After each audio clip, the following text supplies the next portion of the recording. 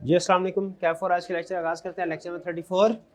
अच्छा, आज चूँकि जुम्मा है तो दो चेंजेस हम कर रहे हैं। एक, केस स्टडी आज डिस्कस नहीं करेंगे, टाइम हमारे पास कम है। आपको पता है 1 बजे तक कोशिश करेंगे हम लगभग लेक्चर खत्म कर दें, तो ड्यूरेशन जो है वो तकरीबन 60% है हमारे पास रेगुलर लेक्चर की। आज के दिन में तो वो केस स्टडी आज नहीं, कल डिस्कस करेंगे। और आपका जो क्विज़ है वो भी आज नहीं होगा, वो इंशाल्लाह कल होगा। ठीक है, तो हाँ, कल जो है ना अमूमी तौर पे हमारा जो रिजल्ट से पहले वाला सैटरडे ऑफ होता है, रिजल्ट के बाद वाला ऑन होता है। लेकिन कल का सैटरडे रिजल्ट के बाद वाला ऑन होना चाहिए, जैसे पिछला सैटरडे ऑन था। लेकिन एक सब्जेक्ट है हमारा, उसकी बुक मैंने फाइनल करनी है। आप लोग की बुक तो होगी, उनकी अभी हाँ, तो उसके लिए मुझे टाइम चाहिए होगा। तो कल हमारी क्लास नहीं होगी, कल हमारी क्लास नहीं होगी, मंडे को होगी। तो क्विज भी फिर मंडे को होगा। प्रीवियस लेक्चर में हमने जो कुछ पढ़ा उसमें से कोई सवाल पूछना चाहते हो पूछ लीजिए। हाँ हाँ, वो भी इसके बाद, बुक के बाद। प्रीवियस लेक्चर में कोई क्वेश्चन पूछना चाहते हो पूछ लीजिए। प्रीवियस लेक्चर में से कोई क्वेश्चन नहीं? सब ठीक है, सब अच्छा है, सब आता है, मेरे को सब आता है।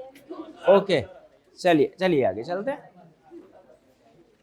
टेस्ट ऑफ पार्टनरशिप समझ आ गया था? ये केस स्टडी के लिए आपको टिप सिखाई गई है। केस स्टडी के लिए एग्जाम में वो आपसे केस स्टडी टेस्ट करेगा इस चैप्टर में से, तो वो क्या कहेगा, वो दो पार्टीज के दरमियान में कुछ टर्म्स एंड कंडीशन एग्री हुई होंगी। आपसे कहेगा इन टर्म्स एंड कंडीशन पे कमेंट करते हुए बताओ कि ये पार्टनरशिप क्रिएट हुई या नहीं हुई। तो आपने उसमें क्या क्या चीजें देखनी है, आपने कमेंट सब पे करना है। जैसे अगर कोई पर्सन सैलरी ले रहा है तो आपने कहना है हाँ सैलरी ली जा सकती है, सैलरी लेने में कोई बात नहीं है, पार्टनर सैलरी ले सकता है। अगर वो कोई इंटरेस्ट ले रहा है, जो कुछ उसने कैपिटल दिया है, तो आपने कहना है हाँ पार्टनर इंटरेस्ट भी ले सकता है कैपिटल पे, इसमें भी कोई प्रॉब्लम नहीं है। ठीक है, अगर वो कहे कि जी एक पार्टनर जो है वो बिजनेस को मैनेज नहीं करेगा, तो आपने कहना है हाँ पार्टनर अगर चाहे तो बिजनेस को मैनेज ना भी करे, ऐसी भी पॉसिबिलिटी है। तो सबसे अच्छा ये कमेंट आप सब पे कर देंगे। एंड में सबसे अहम चीज क्या होगी भला, जिसपे फैसला होना है, वो प्रॉफिट का शेयर। प्रॉफिट का शेयर दिया जा रहा होगा क्वेश्चन के अंदर, क्योंकि अगर प्रॉफिट का शेयर नहीं दिया जा रहा ना, तो वो तो आप फौरी तौर पे कह देंगे पार्टनर ही नहीं है। प्रॉफिट का शेयर दिया जा रहा होगा, आपने फैसला इस चीज पे करना है। अगर प्रॉफिट, कमेंट सब पे करेंगे एक एक करके, इंटरेस्ट ऑन कैपिटल पे करेंगे, सैलरी पे करेंगे, मैनेजमेंट पे करेंगे, और भी कोई अगर एक आध चीज है उस पर करेंगे। लेकिन सबसे एंड में किस चीज को डिस्कस करना है, फैसला किस चीज पे करना है, प्रॉफिट दिया जा रहा होगा। आपने देखना यह है कि प्रॉफिट का शेयर दिया जा रहा है, तो क्या ये उन 6 में से कोई सिचुएशन तो नहीं है जो हमने बुक में पढ़ी है। अगर प्रॉफिट दिया जा रहा हो और सिचुएशन इन 6 में से कोई एक हो, आप क्या बोलेंगे, पार्टनर नहीं है, क्योंकि ये तो एक्सेप्शन है। और अगर प्रॉफिट दिया जा रहा है और इन 6 में से नहीं है, तो आप कहेंगे पार्टनर है, क्योंकि ये एक्सेप्शन वाला केस नहीं है। समझ गए? एग्जाम में केस स्टडी कैसे टेस्ट करेगा, दो पार्टीज के दरमियान में आपस में कुछ agreement, terms and condition decide हुई होंगी, वो आपको बताएगा। और फिर रिक्वायरमेंट में क्या पूछेगा, बताओ ये पार्टनर है या नहीं। आपने हर एग्रीमेंट, जो चीजें एग्री हुई ना, इंटरेस्ट की हो, सैलरी की हो, मैनेजमेंट की हो, कोई हर पे 1 बाय 1 कमेंट करना है कि ये अलाउड है, ये अलाउड है, ये भी अलाउड है। फैसले करने के लिए एंड पे क्या कंसीडर करना है, प्रॉफिट। आपने देखना है प्रॉफिट दिया जा रहा है, वो दिया जा रहा होगा, क्या इन 6 में से कोई एक्सेप्शन में फॉल करता है वो केस जो उसने एग्जाम में दिया है। अगर इन 6 में फॉल करता है तो फिर वो पार्टनर नहीं है, क्योंकि एक्सेप्शन है। और अगर इन 6 में फॉल नहीं करता, डन। एक स्टूडेंट कहने लगा सर जब फैसला इसी के ऊपर आके करना है हमने, तो फिर वो जो शुरू में आपने कहा है सैलरी है, इंटरेस्ट है, बिजनेस मैनेजमेंट में पार्टिसिपेट करता है कि नहीं, इसके ऊपर कमेंट करने की क्या जरूरत है, क्योंकि इसके मार्क्स होते हैं एग्जाम में। तो आपने इंडिविजुअल आइटम टर्म्स पे भी कमेंट करना है, और फिर एंड प्रॉफिट की बेस पे ये फैसला भी करना है क्या डन जी, होम असाइनमेंट इसी चीज पे बेस कर रही थी। क्लियर? इसमें कोई प्रॉब्लम? चलिए आगे चलते हैं। नेक्स्ट क्या है? Elements of partnership deed. Partnership deed क्या होती है? एग्रीमेंट, पार्टनर्स का एक दूसरे के साथ एग्रीमेंट। पार्टनरशिप एग्रीमेंट में क्या क्या लिखा? पार्टनरशिप के एग्रीमेंट में क्या क्या लिखा होना चाहिए आपके ख्याल में? फर्म का नाम ले, और क्या लिखा होना चाहिए? पार्टनर्स का नाम लिखा होना चाहिए, और क्या? किस पार्टनर का कितना कैपिटल है ये लिखा होना चाहिए। प्रॉफिट शेयरिंग रेशियो क्या है, लॉस शेयरिंग रेशियो क्या है, प्रॉफिट लॉस शेयरिंग रेशियो नहीं चाहिए। हालांकि लॉस शेयरिंग रेशियो लिखना लाजमी नहीं है, प्रॉफिट शेयरिंग रेशियो लिखना लाजमी है, लेकिन बेहतर है लॉस शेयरिंग रेशियो भी है, जो है वो एग्री कर लें। कानून पता क्या कहता है? पार्टनरशिप एक्ट सुने, कॉन्ट्रैक्ट एक्ट में आपको मैंने बताया था दो सेक्शन डिफरेंट है। इन भाईजान ने इनको मोबाइल दिया और प्राइस एग्री ही नहीं की, ये और कंसेप्ट है। और मोबाइल दिया और कहा पैसे ना देना, ये और कंसेप्ट है। प्राइस का जिक्र ही ना होना और प्राइस का एग्रीमेंट में चीजों का जिक्र हुआ, प्राइस का जिक्र नहीं हुआ, तो बताइए प्राइस पे की जाएगी कि नहीं की जाएगी? और प्राइस क्या होगी? रीजनेबल। और अगर तो फ्री कब होगी चीज कोई? जब क्लियरली बताया होगा कि फ्री है। उसी तरह पार्टनर ने प्रॉफिट, गौर से सुनेगा, पार्टनर्स ने प्रॉफिट शेयरिंग रेशियो एग्री कर ली, लॉस शेयरिंग रेशियो एग्री नहीं की, तो लॉस किस लिहाज से शेयर होगा? जिसमें प्रॉफिट शेयर होगा। Profit sharing ratio is assumed, loss sharing ratio. लेकिन अगर कोई ये चाहे पार्टनर के मैं लॉस में शेयर ना करूं, तो फिर स्पेसिफिकली लिखना होगा मिस्टर असलम लॉस में शेयर नहीं करेगा। सिर्फ लॉस शेयरिंग का जिक्र ना होना एग्रीमेंट में इस बात का सबूत नहीं है कि लॉस शेयर नहीं होना।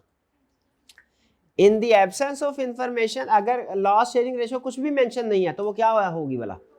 प्रॉफिट शेयरिंग रेशियो ही में ही लॉस शेयर होगा। तो अगर हम लॉस से बचना चाहते हैं तो क्या करना पड़ेगा?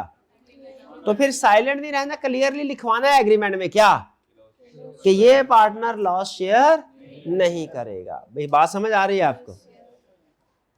तो प्रॉफिट शेयरिंग रेशियो तो लाजमी है, लॉस शेयरिंग रेशियो भी होनी चाहिए। अगर लॉस शेयरिंग रेशियो नहीं लिखी तो क्या ये मतलब है कि पार्टनर में लॉस शेयर नहीं होगा? क्या मतलब है? जो प्रॉफिट वही लॉस शेयर नहीं करना, तो स्पेसिफिकली लिखवाओ। और आपके ख्याल में क्या क्या लिखा होगा पार्टनरशिप डीड में? राइट्स एंड ऑब्लिगेशन पार्टनर्स के क्या होंगे? ड्यूरेशन ऑफ पार्टनरशिप क्या मतलब? पार्टनरशिप की ड्यूरेशन डिसाइड की जा सकती है कितनी देर के लिए रहे? क्या डिसाइड की जा सकती है? डिसाइड की जा सकती है, यस। क्या 2 साल के लिए पार्टनरशिप क्रिएट की जा सकती है? यस। इन भाईजान ने इसके साथ एग्रीमेंट किया, कहा ऐसा करो 6 महीने के लिए मेरे दोस्त बन जाओ। तो 6 महीने के, तो भाई हो सकता है 6 महीने का बैच हो, सेशन हाँ एग्जाम का, एग्जाम तक भैया, उसके बाद मैंने तो पास होके किसी और फॉर्म में जाना है, आपने पास होके किसी और फॉर्म में जाना। तो पर्सनल रिलेशनशिप पे चले हम कमेंट नहीं करते, लेकिन लीगल रिलेशनशिप क्या एक सर्टेन ड्यूरेशन के हो सकते हैं? यस। क्या एम्प्लॉयमेंट में ये कहा जा सकता है एम्प्लॉयर एम्प्लॉय का रिलेशनशिप 1 साल के लिए होगा, 1 साल के लिए जॉब दी जा रही है? किया जा सकता है। लीगल रिलेशनशिप में टाइम बाउंड किया जा सकता है, उनको पर्सनल में नहीं किया जाना चाहिए अमूमी तौर पे है। तो हाँ अच्छा नहीं लगता कोई। तो बताइए अच्छा ये अब समझ आए पार्टनरशिप डीड में क्या क्या किया? फर्म नेम होगा, पार्टनर का नाम पता होगा, प्रिंसिपल प्लेस ऑफ बिजनेस और बिजनेस लोकेशन, हेड ऑफिस किधर है, ब्रांचेस किधर होंगी, सारे कस्टमर सप्लायर के नाम लिखे होंगे? नहीं लिखे होंगे। यही पकड़ना था, यस वाला कौन था? कस्टमर के नाम क्यों लिखे होंगे पार्टनरशिप डीड में? सप्लायर के नाम का जो भी बोलूंगा आप यस यस करते जाएंगे। नहीं, क्या आप 2 दफा फीस पे करेंगे? अब ना। डेट, फिर इसके बाद आगे principal date each partner join the firm, हर पार्टनर ने कब ज्वाइन किया? सारे पार्टनर जरूरी नहीं स्टार्ट में हो, 3 पार्टनर स्टार्ट में, बाद चौथा पार्टनर बाद में भी ऐड हो सकता है। तो इसका मतलब हुआ जब कभी कोई नया पार्टनर आएगा ना, इसका मतलब पार्टनर की तादाद बदली, पार्टनरशिप डीड दोबारा लिखनी पड़ेगी। जब कभी कोई नया पार्टनर आया, ABC 3 पार्टनर्स है, डी को भी ऐड कर दिया, तो आपके ख्याल में पार्टनरशिप एग्रीमेंट पुराना ही रहेगा कि नया है? नया। बिजनेस वैसे ही चलता रहेगा, बिजनेस में फर्क नहीं पड़ेगा। हाँ, लीगल डॉक्यूमेंट चेंज कर लेना हमने। Capital contributed by each partner, हर एक पार्टनर ने कितना कैपिटल?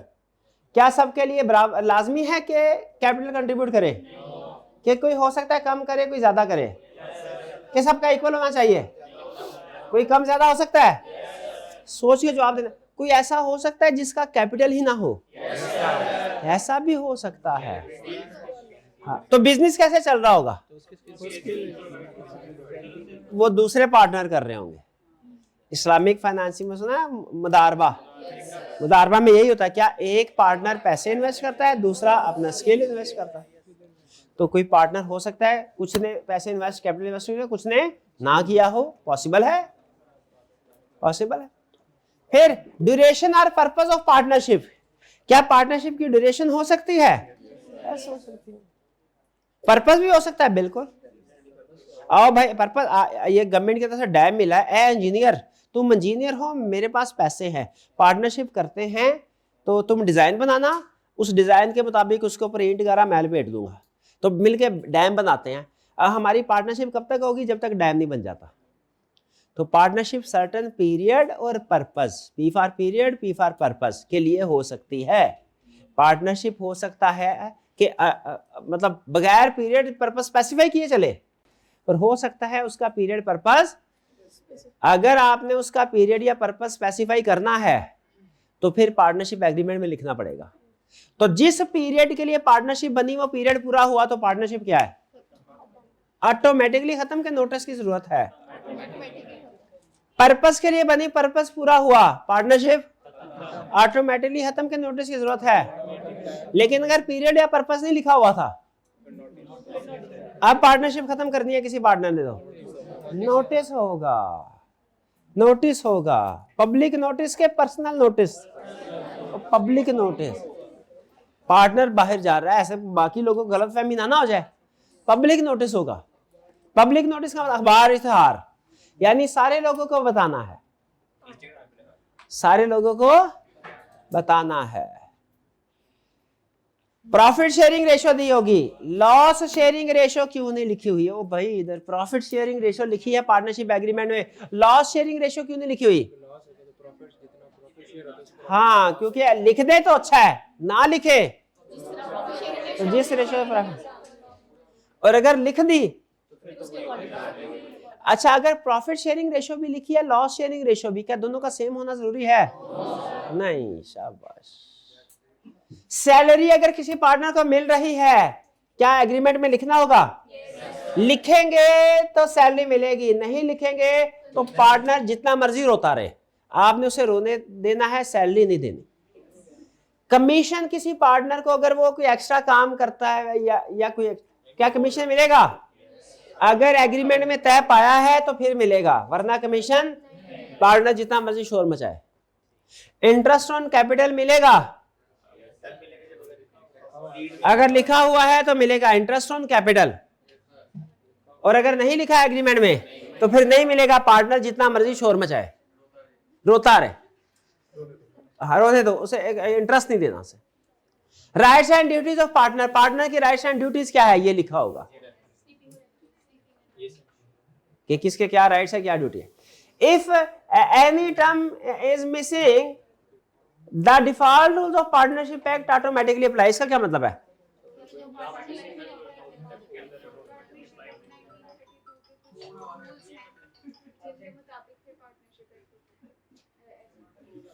कहता है अगर ये चीजों में से कोई चीज आप नहीं लिख सके तो फिर पार्टनरशिप एक्ट में है वो अप्लाई होगा। जैसे अगर आपने प्रॉफिट शेयरिंग रेशियो एग्री नहीं की तो जो फिर एक्ट में लिखा है पार्टनरशिप में, पता क्या लिखा है? इक्वल रेशियो होगी। जैसे अगर किसी को सैलरी देनी है तो लिखो, अगर सैलरी के बारे में कुछ भी नहीं लिखा तो पार्टनरशिप एग्रीमेंट में जो लिखा है वो अप्लाई होगा, और उसमें पता है क्या लिखा है? कोई सैलरी नहीं होनी, वगैरह वगैरह वगैरह। भाई ये बात समझ आई? अब दो टर्म्स है, एक है पार्टनरशिप, एक है को ओनरशिप। जब दो लोग मिलके बिजनेस करें और उसका प्रॉफिट शेयर करें, इसे कहते हैं पार्टनरशिप। और जब दो लोग मिलके कोई प्रॉपर्टी ओन करें और उसका रेंट शेयर करें, को ओनरशिप। ठीक है।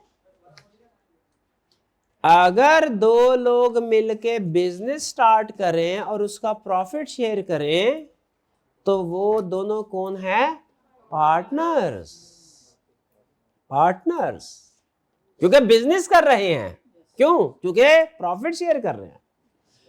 और अगर दो लोग मिलके कोई प्रॉपर्टी खरीदे, जैसे कोई जगह खरीद ली, भाई ऐसा कर, बड़ी अच्छी जगह है 2 करोड़ की, 1 करोड़ मैं डालता हूं, 1 करोड़ तुम डालो, जगह खरीदते हैं, किराए पे देते हैं, किराया आता रहेगा, आपस में हम आधा आधा करते रहेंगे। ये अरेंजमेंट कर दी। बताया क्या ये पार्टनरशिप है? ये क्या है? को ओनरशिप। क्या है? को एक प्रॉपर्टी के जॉइंट ओनर है। को ओनर का मतलब जॉइंट ओनर है, को ओनरशिप है।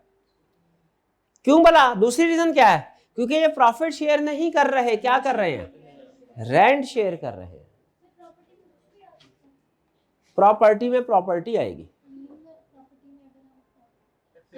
हाँ कार, बिल्कुल प्रॉपर्टी में कुछ भी, क्योंकि लॉ में लफ्ज प्रॉपर्टी का मतलब क्या भला? इन, हाँ सारा कुछ, हर एसेट। और लॉ में लफ्ज क्रेडिटर का मतलब क्या है? उधार वाले नहीं, जिसको भी पैसे देने हैं वो क्रेडिट। अकाउंटिंग में लफ्ज प्रॉपर्टी का मतलब कुछ हो रहा है, लॉ में मतलब कुछ हो रहा है, ये बात आपको पता है? अकाउंटिंग की क्लास में प्रॉपर्टी का मतलब कुछ और होगा। अकाउंटिंग के टीचर के मुंह से लफ्ज सुनेंगे प्रॉपर्टी, इसका मतलब क्या है? Land and building. लॉ के सब्जेक्ट में टीचर के मुंह से लफ्ज सुनेंगे प्रॉपर्टी, इसका मतलब क्या है? Every asset. कैश भी प्रॉपर्टी है। हैरान नहीं हुए? थोड़ा हुए। कैश भी प्रॉपर्टी है, डेटर भी प्रॉपर्टी है। अभी भी हैरान नहीं हुए? इन्वेंट्री भी प्रॉपर्टी है। अभी भी हैरान नहीं हुए? ठीक है। हाँ, हर एसेट प्रॉपर्टी है। सॉफ्टवेयर भी प्रॉपर्टी है। बोलो हार्डवेयर। हार्डवेयर भी प्रॉपर्टी है। और बोलो, सब कुछ प्रॉपर्टी है। डाटा प्रॉपर्टी है, बैंक बैलेंस प्रॉपर्टी, सारा प्रॉपर्टी। दोस्त के पैसे हैं, वो हमारे नहीं है। और क्रेडिटर से मुराद हर लायबिलिटी। अकाउंटिंग के टीचर क्या बोलते हैं? क्रेडिटर वो है जिससे उधार पैसे लें। लॉ का टीचर क्या कहते हैं? जिसको पैसे देने हैं, जिससे उधार सामान ले, वो क्रेडिटर तो है ही है। बल्कि कंप्रीहेंसिव डेफिनेशन क्या? जिसको भी पैसे देने हैं वो क्रेडिटर है। और भाई अपने एम्प्लॉय को आपने तनख्वाह नहीं ना दी, कानून की नजर में वो भी क्रेडिटर है। नहीं हैरान हुए? वो बैंक जिससे लोन लिया है 5 साल बाद पे करना, अकाउंटिंग के टीचर कहते हैं इसको बोलो लेंडर, नॉन करंट लायबिलिटी है। लेकिन लॉ का टीचर क्या कहते हैं? ये कौन है? क्रेडिटर है। बिजली का बिल आया, वापडा को पैसे नहीं दिए, वापडा भी कौन है? क्रेडिटर है। ठीक है, समझ आ रहे हैं? Creditor property. ओके, तो वो अभी भी परेशान है, तो वो किसी और बात पे परेशान है, उसका लॉ से कोई ताल्लुक नहीं। कहां पे थे हम? को ओनरशिप। तो क्या फर्क है पार्टनरशिप में और को ओनरशिप में? जरा सुनिए। पहला फर्क, फॉर्मेशन। पार्टनरशिप जो है वो एग्रीमेंट के जरिए क्रिएट होती है। को ओनरशिप एग्रीमेंट के जरिए भी क्रिएट हो सकती है, इनहेरिटेंस भी। दो दोस्तों ने मिलके 1-1 करोड़ डाल के प्रॉपर्टी खरीदी, ये क्या है? को ओनरशिप। को ओनरशिप। वालिद साहब की डेथ हुई, सारी प्रॉपर्टी, आपको पता है जिस वक्त किसी भी पर्सन की डेथ होती है ना, उसी वक्त उनकी सारी प्रॉपर्टी उनके सारे बच्चों में ट्रांसफर हो जाती है लीगली, चाहे सरकारी खातों में अभी नाम उनका आ रहा हो। जब किसी लीगल पॉइंट सुन ले, लीगल पर्सन की डेथ होती है तो उसी वक्त पॉइंट ऑफ डेथ पे सारी प्रॉपर्टी वाली वारसान को कानूनी तौर पे ट्रांसफर हो जाती है।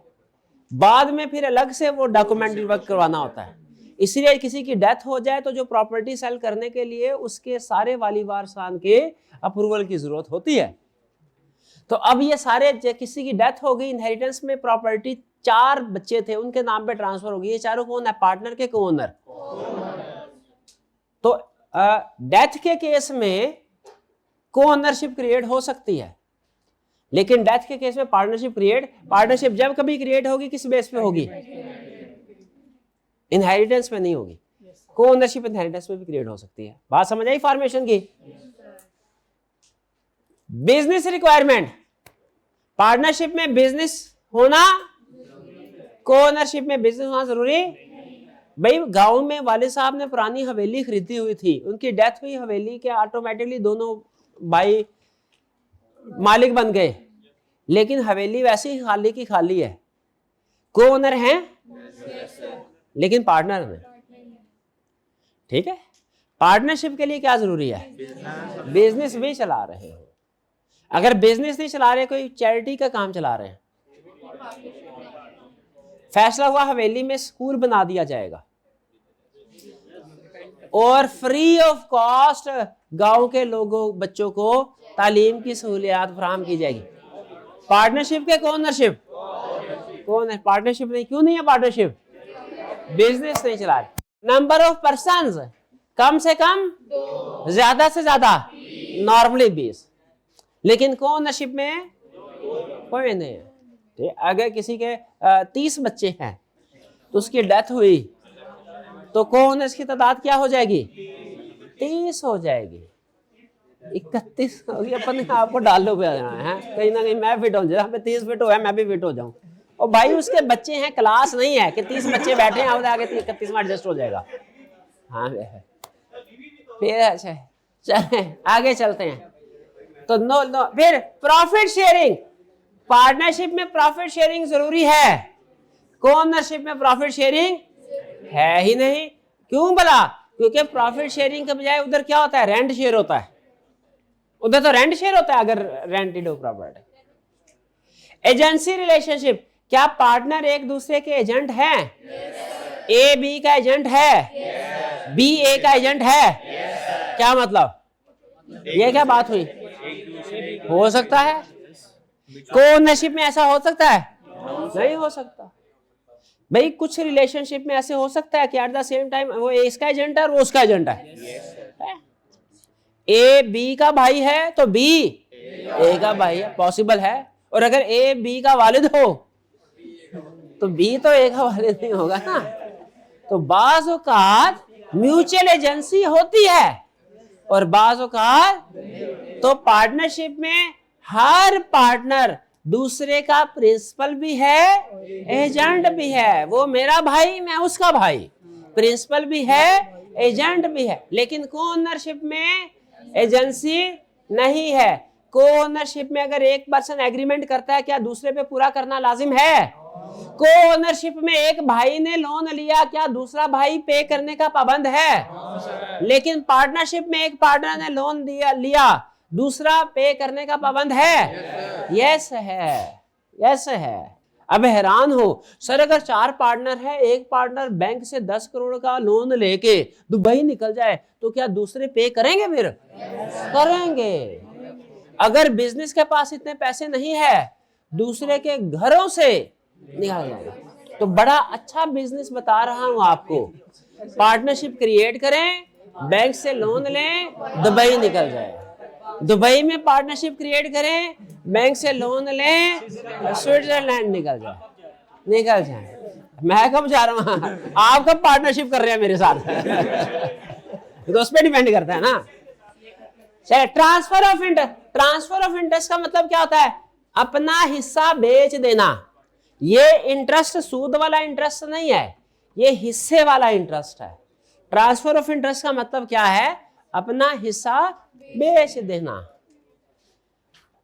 को ओनरशिप में को ओनर दूसरे की मर्जी के बगैर अपना हिस्सा बेच सकता है, इसके ऊपर लीगल रूलिंग मौजूद है। ठीक है, हिस्सा बेच सकता है। लेकिन पार्टनरशिप में कोई पार्टनर दूसरों से पूछे बगैर, इजाजत के बगैर अपना हिस्सा, को ओनरशिप में कोई पर्सन दूसरे की इजाजत के बगैर अपना हिस्सा बेच सकता है, लेकिन पार्टनरशिप में दूसरे पार्टनर की इजाजत के बगैर हिस्सा नहीं बेच सकता। भाई समझ आया? तो मुझे पता है एग्जाम में 4 मार्क्स के साथ अगर आपसे पूछे पार्टनरशिप और को ओनरशिप में फर्क बताओ, बता देंगे? चलिए, ये था हमारा डिफरेंस, ये भी निकल गया, कंप्लीट हो गया। कोई लर्निंग ऑब्जेक्टिव में और बाकी बचा है कुछ? क्या पार्टनर्स को बताना जरूरी होता है?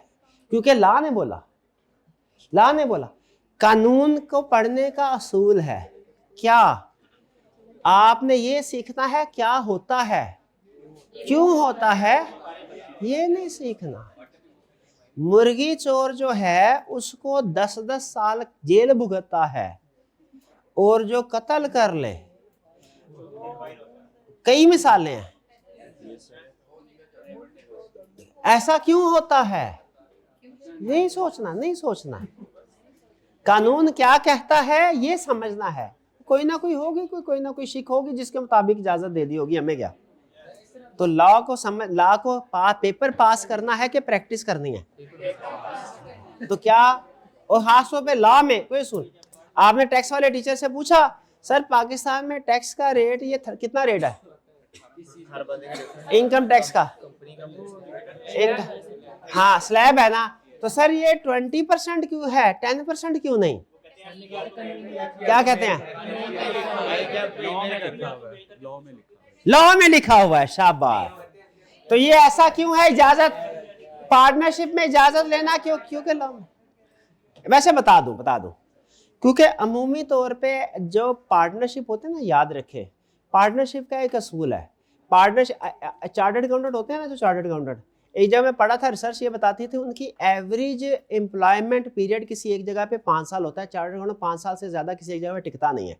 आप अपने इर्द गिर्द चार्टर्ड अकाउंटेंट्स देखिए, आपको ज्यादातर, सारे नहीं, ज्यादातर चार्टर्ड अकाउंटेंट ऐसे मिलेंगे जो कि जिस जगह पे काम कर रहे हैं वो 5 साल से ज्यादा नहीं है, 5 साल से कम ही है। रोटेशन चलती रहती है एम्प्लॉयमेंट। पार्टनरशिप में भी ये असूल होता है। पार्टनरशिप का असूल क्या है कि ये 3-4-5 साल से ज्यादा नहीं चलती। क्यों? क्योंकि जहन नहीं मिलते। पार्टनरशिप हमेशा वो चलेगी जिसमें पार्टनर्स का एक दूसरे के साथ जहन मिलते हैं, एक चीज ये, और दूसरा एक दूसरे के लिए कुर्बानी का जज्बा होता है। हर रिश्ता चाहे वो प्रोफेशनल हो चाहे पर्सनल हो, कुर्बानी के जज्बे के बगैर नहीं चल सकता। अगर आप कहें ना मैं एक एक कदम पे हिसाब बराबर करके चलूं, इसने मुझे कहा है तो मैंने जवाब देना, रात को नींद नहीं आनी वरना, तो फिर वो रिश्ता नहीं कैसे चलता है? कुर्बानी के जज्बे के, चाहे पर्सनल हो चाहे प्रोफेशनल रिलेशनशिप हो। ठीक है, तो पार्टनर्स एक दूसरे के, अगर एक पार्टनर कहे रोज का रोज मुझे पहले पूरा हिसाब दो फिर कर जाना, वो एक दिन हिसाब देगा, दूसरे दिन हिसाब देगा, तीसरे दिन कहेगा भाई मेरा हिसाब करो, मैं निकलता हूँ यहाँ से, रोज मैं नहीं हिसाब दे सकता। और छोटी छोटी चीजें, बात का बिजनेस के खर्चे ऐसे होते हैं कि नहीं हर बात बताई जा सकती फौरी तौर पे। ठीक है, कुछ एक्शन इमरजेंसी में लेने पड़ते हैं, तो एक दूसरे पे ट्रस्ट होना चाहिए। अगर इसमें कोई अननोन पर्सन आ जाएगा ना तो वो ट्रस्ट फैक्टर मिसिंग हो जाएगा। अल्टीमेटली क्या होगा, बाकी के पार्टनर्स भी एक दूसरे के खिलाफ हो जाएंगे। गलत बंदा, एक गलत बंदा आ जाए ना पार्टनरशिप में, सारी पार्टनरशिप ब्रेक हो जाती है। इसलिए वो कहते हैं कि अगर आपने पार्टनरशिप में किसी पार्टनर ने आउट होना है ना, किसी भी वजह से, वो उसका हो सकता है वो आराम करना चाहता हो घर में, दुबई निकलना है उसने, कोई और वजह हो सकती है, तो अपना शेयर बाहर के बंदों को बेचने से पहले दूसरे पार्टनर इजाजत ले। अब इजाजत क्यों जरूरी है भला? ताकि पार्टनर अगर मुनासिब समझे तो खुद शेयर खरीद ले उनमें से, ताकि बाहर का बंदा ना आए। इसीलिए उसने कहा है कि इजाजत लेनी है। फिर को ओनरशिप में इजाजत की जरूरत नहीं है।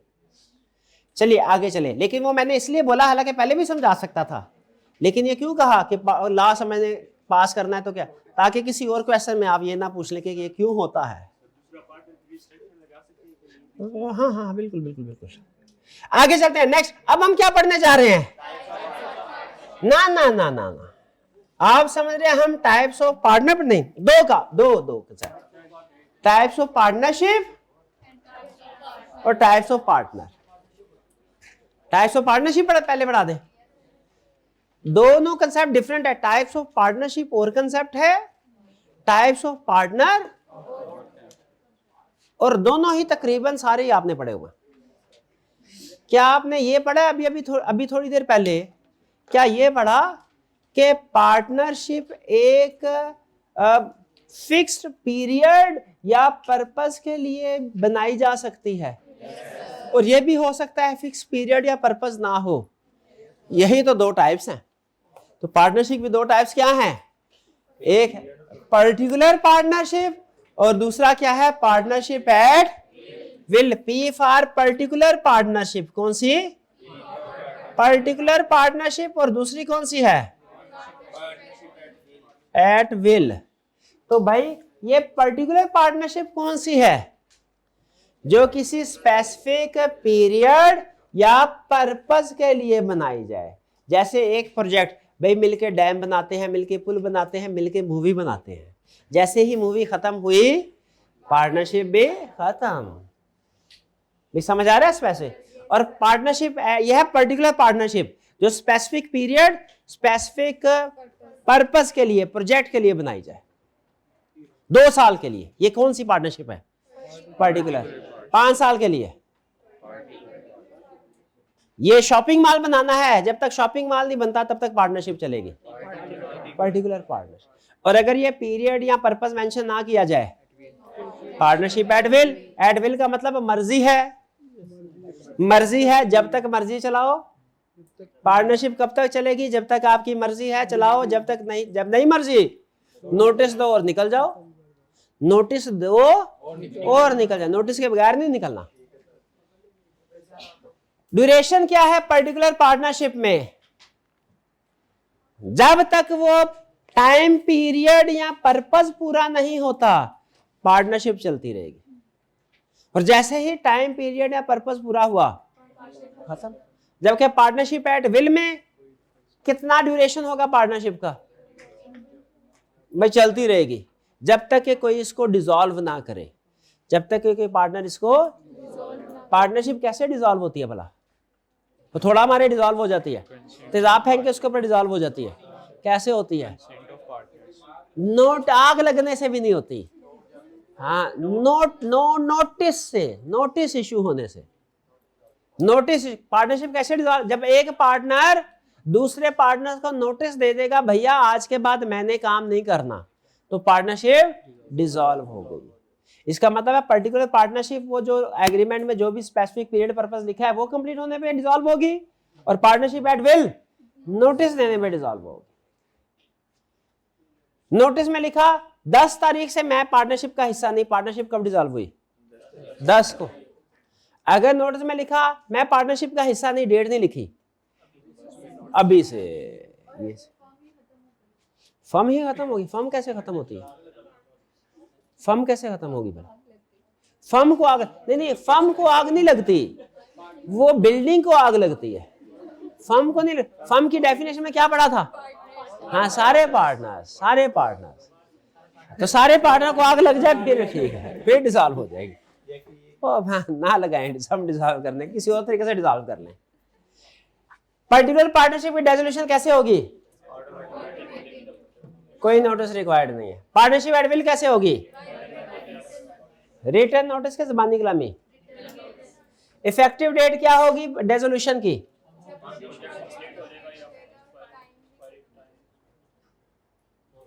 पार्टनरशिप एट विल की इफेक्टिव डेट क्या होगी डिसोल्यूशन की, जो नोटिस में डेट लिखी हुई है तब डिसॉल्व। और अगर नोटिस में कोई डेट नहीं लिखी हुई तो जिस दिन कम्युनिकेट किया उसी दिन डिसॉल्व।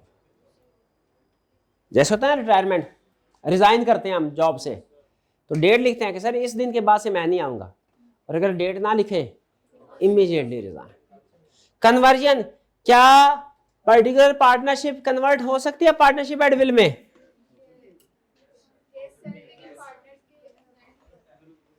क्या पर्टिकुलर पार्टनरशिप कन्वर्ट हो सकती है पार्टनरशिप एट विल में, यस। अगर टाइम पीरियड या पर्पस खत्म हो गया है लेकिन फिर भी पार्टनरशिप चला रहे हैं, कह रहे हैं अच्छा वक्त गुजर रहा है, मजीद चलाते रहते हैं, तो फिर पार्टनरशिप क्या हो जाएगी, एट विल। हाँ कोई पर्पस नहीं होगा, तो जो पार्टनरशिप बगैर पर्पस के नहीं हो सकती, ये एट विल हो जाएगी ना। हाँ शाबाश शाबाश शाबाश शाबाश। लेकिन पार्टनरशिप एट विल जो है ये पर्टिकुलर में कन्वर्ट नहीं हो सकती, ये तो पहले ही पार्टनरशिप एट विल है, ये नहीं एट विल में कन्वर्ट हो सकती, ठीक है। ये इफ यूनानिमस कंसेंट क्लास को काट दें, सिर्फ नॉट ध्यान में रखें, नॉट। अब क्या करना है, टाइप्स ऑफ पार्टनर। सबसे पहला पार्टनर कौन सा है, एक्टिव पार्टनर। ये कौन होता है, मैनेज करता है, पढ़ते जाए बताते जाए। पब्लिक सारे लोगों को पता होगा फर्म का एजेंट है, अपने एक्ट से फर्म को बाइंड करेगा, फर्म के एक्ट से खुद बाइंड होगा। अगर ये रिटायर होना चाहे, क्या इसके लिए पब्लिक नोटिस जरूरी है? क्योंकि पब्लिकली नोन है, तो रिटायर हो तो पब्लिक नोटिस जरूरी है। ठीक है, छोड़ के जाए। फिर है स्लीपिंग पार्टनर, जिसे डोरमेंट पार्टनर भी कहते हैं। ये कौन आता है? जो घर में सो रहा है। क्या ये बिजनेस को मैनेज करता है? नहीं करता। क्या पब्लिक को पता? जब बिजनेस में मैनेज ही नहीं करा, दुकान खोलता ही नहीं है, सुबह जाके दुकान पे बैठता ही नहीं है, तो क्या पब्लिक को पता होगा? पब्लिक को नहीं पता होगा। लेकिन ये कैपिटल कंट्रीब्यूट करता है, प्रॉफिट में हिस्सा मिलता है, और लायबिलिटी भी इसकी अनलिमिटेड है। हाँ, अगर ये रिटायर होना चाहे तो इसे पब्लिक नोटिस देने की जरूरत है? सिर्फ फर्म को नोटिस दे दे काफी है। दूसरे पार्टनर को बता दे मैं जा रहा हूं, अखबार में इश्तिहार देने की जरूरत। ये सबसे बड़ा डिफरेंस है स्लीपिंग पार्टनर और एक्टिव पार्टनर। बाकी भी एक दुक्का डिफरेंस और होंगे। सबसे बड़ा डिफरेंस क्या है? एक्टिव पार्टनर जो है ये रिटायर होगा, जनरल पब्लिक को नोटिस देगा। क्यों भला? क्योंकि ये बिजनेस मैनेज करता है और लोगों को पता है कि ये पार्टनर है। फर्म छोड़ने लगे तो बताना है कि मैं पार्टनर नहीं। और स्लीपिंग पार्टनर ये बिजनेस को मैनेज, लोगों को नहीं पता कि ये भी पार्टनर है। तो ये जब रिटायर हो तो सिर्फ पार्टनर को नोटिस दे दे कि पब्लिक नोटिस भी दे?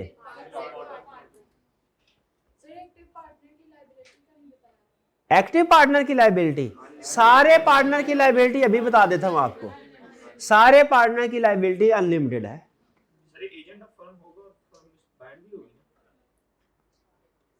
सारे पार्टनर की लायबिलिटी क्या है? अनलिमिटेड।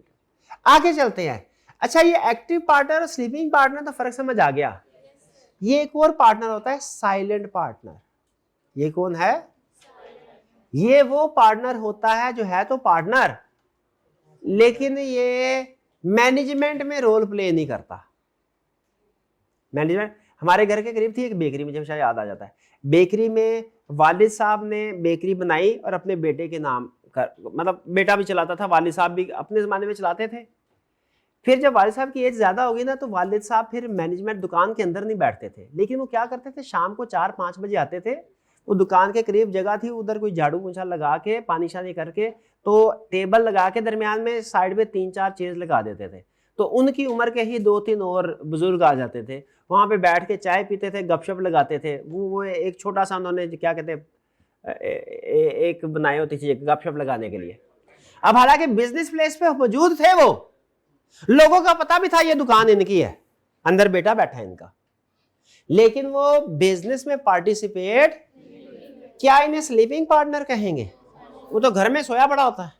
क्या एक्टिव पार्टनर कहेंगे? मैनेज नहीं करे बिजनेस, तो फिर क्या करें ऐसे पार्टनर को जो बिजनेस में आ तो रहा है, मैनेजमेंट नहीं। इसके लिए क्या लफ्ज़ बोला? साइलेंट। साइलेंट पार्टनर और स्लीपिंग पार्टनर में फर्क है। अगर आपको इनमें से कोई एक कंफ्यूज कर रहा हो तो आपने साइलेंट वाले पार्टनर को छोड़ देना है। ये कभी कभार ही पूछता है, बल्कि नहीं पूछता। स्लीपिंग पार्टनर एग्जाम में पूछता है, इसको नहीं छोड़ना। वैसे तो दोनों में फर्क आसान ही है भाई। पार्टनर की टाइप समझ आई? सबसे अहम टाइप क्या है लॉ के मुताबिक? एक्टिव पार्टनर और स्लीपिंग पार्टनर। एक साइलेंट पार्टनर भी है, ये समझ आया? एक है पार्टनर इन प्रॉफिट ओनली, ये नहीं मैं बता रहा। क्यों? पता है? क्या पता है? जो पार्टनर है सिर्फ प्रॉफिट शेयर करता है, लॉस शेयर, तो इसकी लायबिलिटी क्या होती है? अनलिमिटेड। हाँ, लॉस शेयर नहीं करेगा, लेकिन लायबिलिटी अनलिमिटेड होगी। नेक्स्ट है नॉमिनल पार्टनर। नॉमिनल पार्टनर कौन है?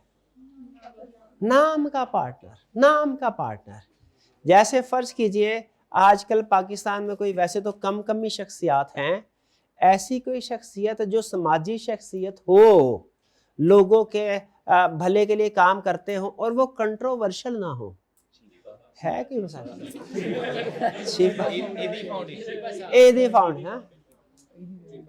शिफा साहब।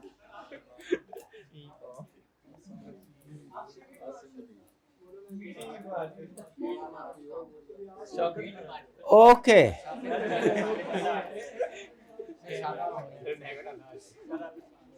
हमारे कैमरामैन अहमद भाई समाजी शख्सियत, खिदमत करते हैं आप सबकी, कंट्रोवर्शियल भी नहीं है, कंट्रोवर्शियल भी नहीं है, इनका नाम बहुत ही मशहूर है अरशद शरीफ। अरशद शरीफ साहब को तो हम सहाफ़ी नहीं ना बना सकते, ओ सहाफ़ी कह रहा हूँ, पार्टनर नहीं ना बना सकते हैं, वो तो पार्टनर ना, जो उसकी डेथ हो जाए वो पार्टनर नहीं बन सकता। लेकिन उनके नाम के ऊपर भाई अहमद भाई पे आपको इतराज है?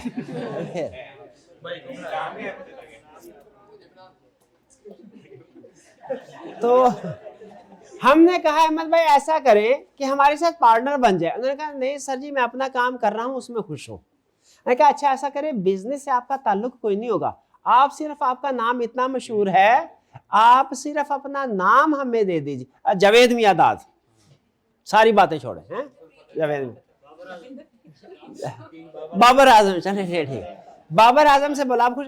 हमने कहा अपना नाम हमें इस्तेमाल करने, हम सिर्फ ये लिखवाएंगे कि हमारी एक पार्टनरशिप है जो हम क्रिकेट का सामान सेल करते हैं, 3 पार्टनरशिप है, सिर्फ ये शो करवाएंगे बाबर आजम आप भी हमारे पार्टनर हैं, और हमारी गुडविल बढ़ जाएगी, लोग जो है ज्यादा आएंगे कस्टमर। ठीक है, आपने बिजनेस में आना नहीं, आप अपनी क्रिकेट के ऊपर तवज्जो दीजिए। तो ऐसे पार्टनर को क्या कहते हैं, जो सिर्फ अपना नाम इस्तेमाल करने की इजाजत दे दे, क्या कहते हैं? नॉमिनल पार्टनर का मतलब है बराए नाम पार्टनर। नॉमिनल पार्टनर का मतलब क्या है? ये नॉर्मली प्रॉफिट, ये नॉर्मली कैपिटल कंट्रीब्यूट नहीं करता, सिर्फ अपना नाम इस्तेमाल करने की इजाजत देता है, और हो सकता है प्रॉफिट भी ना लेता हो सकता है प्रॉफिट भी ना लेता हो, लेकिन इतने नेक दिल इंसान, उन्हें नाम इस्तेमाल करने की इजाजत दे दे, तो इसे क्या कहेंगे? Nominal partner. नॉमिनल पार्टनर का होता है बराए नाम पार्टनर। लेकिन याद रखिएगा, हाँ गुडविल की वजह से, गुड और किस वजह से हमने पार्टनर कहा होगा? नाम ही है जिसकी वजह से उन्हें कहा होगा हमने कि हमें अपना नाम इस्तेमाल करने की इजाजत दे दे। लेकिन इनकी लायबिलिटी क्या होगी? नॉमिनल पार्टनर चाहे अपनी तरफ से नेकी कर रहा हो कि ना कैपिटल दिया ना प्रॉफिट लिया, सिर्फ नाम इस्तेमाल करने की इजाजत दी किसी ताल्लुक वास्ते की वजह से, चाहे हमारे साथ नेकी कर रहा है, लेकिन नॉमिनल पार्टनर अगर फर्म कोई डेट पे नहीं कर पाती तो याद रखें इसकी लायबिलिटी भी अनलिमिटेड है। नॉमिनल पार्टनर और सब पार्टनर तो आपको पता है ना, ये कल बताया था, ट्रांसफरी ऑफ इंटरेस्ट भी कहते हैं उसको। पार्टनर का पार्टनर, सब पार्टनर मतलब यानी पार्टनर अगर अपना हिस्सा किसी और को बेच दे तो वो पार्टनर की पर्सनल ट्रांजैक्शन समझी जाती है। पार्टनर अगर कहे किसी पर्सन से मुझे पैसों की जरूरत है, मुझे पैसे दे दो, मुझे जो प्रॉफिट आएगा मैं तुम्हें ट्रांसफर करता जाऊंगा फर्म से, इसको कहते हैं sub partner. Transfer of interest, transfer of interest का मतलब क्या है? किसी थर्ड पार्टी से पैसे लेके तो अपने जो फर्म में जितने भी राइट्स हैं उसको ट्रांसफर कर देना। याद रखें, लॉ ये कहता है जब पार्टनर अपना शेयर किसी और पर्सन को ट्रांसफर करता है ना, तो वो ट्रांजैक्शन उस और पर्सन और पार्टनर के दरमियान है, उस और पर्सन और फर्म के दरमियान में नहीं है, क्योंकि उसने अपना जाती हैसियत में ये एग्रीमेंट किया अपना। इसीलिए ऑफिशियली वो जो सब पार्टनर है वो पार्टनर ये यहाँ पे होना नहीं चाहिए था। क्यों नहीं होना चाहिए था? क्योंकि सब पार्टनर नहीं होता, लेकिन उसने यही बताने के लिए लिखा है क्या कि सब पार्टनर नहीं है। ठीक है, ये एक्चुअल पार्टनर से अपना प्रॉफिट का हिस्सा लेता है, फर्म से कोई नहीं लेता, ये प्राइवेट अरेंजमेंट है। नो रियल पार्टनर, फर्म में कोई राइट्स नहीं है, कोई लायबिलिटी नहीं है, ये पार्टनर है ही नहीं। नो रियल पार्टनर का मतलब क्या है? सब पार्टनर है ही नहीं, इसके फर्म में कोई राइट्स नहीं है, फर्म की कोई लायबिलिटी नहीं है, इसका जो भी लेना देना है किसके साथ है? उस एक्चुअल पार्टनर के साथ जिससे इसने खरीदा बेचा। सब पार्टनर समझ आए? और फिर आखिरी partnership by estoppel. Partnership by estoppel क्या था? या होल्डिंग आउट पार्टनर, ये क्या था? Partnership by estoppel. मैंने क्या कहा था? किसी को भाई कह दो, ये कौन है? ये मेरा भाई है। क्योंकि अगर भाई कह भी दिया ना तो वो भाई बन नहीं जाता, उसे विरासत में से हिस्सा नहीं मिलना। लेकिन किसी को पार्टनर नहीं कहना, क्योंकि अगर आपने किसी को कह दिया कि ये मेरा पार्टनर है और थर्ड पार्टी ने उसे लोन दे दिया तो फर्म जिम्मेदार हो। यह पार्टनर बाय एस्टॉपल। असल में पार्टनर नहीं है, लेकिन आपने रिप्रेजेंटेशन दे दी पार्टनर है। थर्ड पार्टी ने इस पे एतबार करते हुए उसके साथ कोई डीलिंग कर ली, तो उस डीलिंग की जिम्मेदारी एक्चुअल पार्टनर पे आएगी कि नहीं? क्या एक्चुअल पार्टनर ये कह सकते हैं सर हम तो मजाक कर रहे थे, ये हमारा पार्टनर ही नहीं है? नहीं कह सकते। ये समझ आया पार्टनर बाय एस्टॉपल? कि अगर आपने फॉल्स रिप्रेजेंटेशन दी कि कोई आपका पार्टनर है, फॉल्स रिप्रेजेंटेशन एज पार्टनर, और उस पर रिलाय करते हुए थर्ड पार्टी ने कोई ट्रांजैक्शन कर ले पार्टनर के साथ, तो क्या अब आप स्टेटस से डिनाई कर सकते हैं? नहीं, यानी वो आपका पार्टनर जिम्मेदार। तो इसलिए किसी को भाई के बना ले बातों बातों में, पार्टनर नहीं बनाना, ना ना ना ना ना, वो बिजनेस डीलिंग कर सकता है, उसको राइट मिल जाता है। कुछ कुछ समझ आए? तो आज हमने क्या सीखा? Types of partnership, types of partner. क्या है पार्टनरशिप की टाइप्स? पर्टिकुलर पार्टनरशिप और पार्टनरशिप एट विल। और टाइप्स ऑफ पार्टनर कौन कौन से हैं?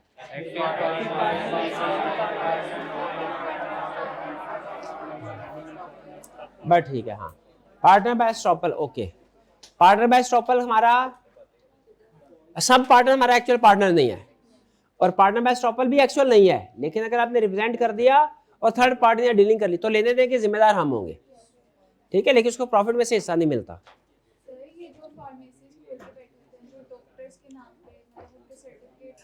हाँ, डॉक्टर के नाम पे अगर कोई किसी ने फार्मेसी ओपन की है, पैसे खुद लगाए, डॉक्टर का नाम इस्तेमाल करें आप, तो वो समझ लीजिए कि वो है पार्टनर, नॉमिनल पार्टनर। डॉक्टर कौन है?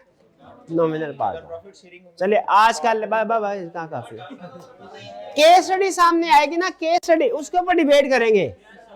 अपने बनाए हुए खुद ही आपकी एज में ऐसा ही होता है, मसला होता नहीं, बैठे बैठे खुद ही मसला बनाते हैं, खुद ही उसका हल ढूंढना शुरू हो जाते हैं, खुद ही परेशान होते हैं। हल क्यों नहीं हो रहा? क्योंकि वो मसला दुनिया में था ही नहीं, हल इसलिए नहीं मिल रहा। और आपको अपने मसाइल का हल क्यों नहीं मिलता इस उम्र में? क्योंकि वो मसला आपका खुद क्रिएट किया हुआ है। कोई किसी और का हो तो कोई इसका इलाज भी दुनिया में दरियाफ्त हुआ हो। जो बीमारी आपने खुद बैठ के खुद इजाद की, उसका इलाज मार्केट से मिलेगा? नहीं मिलेगा। बस केस स्टडी सामने आएगी, फिर डिस्कस करेंगे। डब्बे में डब्बा, डब्बे में केक, मेरा दोस्त असलम लाखों में एक, ईद मुबारक, हैप्पी बर्थडे, जुम्मा मुबारक। टाइम हो गया है, वुजू करके जुम्मे की तैयारी करें। आज का लेक्चर यहाँ खत्म करते हैं। अल्लाह हाफिज।